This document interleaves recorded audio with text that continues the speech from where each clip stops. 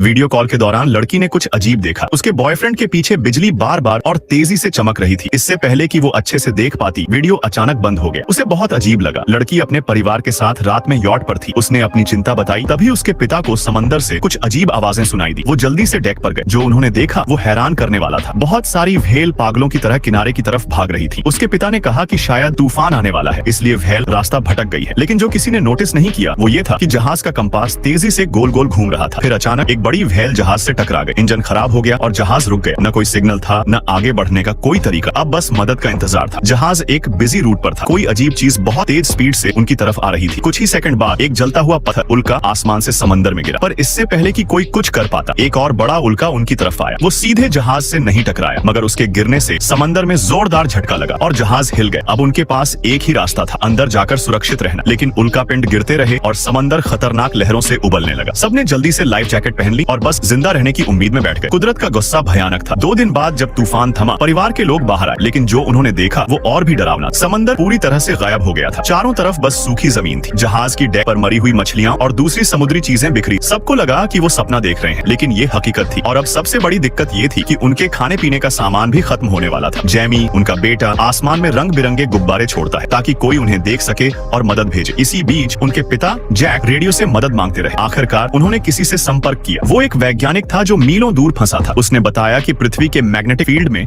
अचानक बदलाव आया था, जिससे ये भयानक तबाही हुई। पूरी दुनिया पर असर पड़ा और समंदर गायब हो गए। उस वैज्ञानिक ने चेतावनी दी कि 7 दिनों में पृथ्वी का मैग्नेटिक फील्ड फिर से ठीक हो जाएगा। तब गायब हुआ पानी वापस गिरेगा और समंदर फिर से भर जाएगा। परिवार को जल्दी से ऊंचाई पर जाना चाहिए, वरना पानी उन्हें बहा ले जाएगा। समय कम था और उनके पास कोई रास्ता नहीं था। अब सिर्फ एक चमत्कार ही उन्हें बचा सकता था।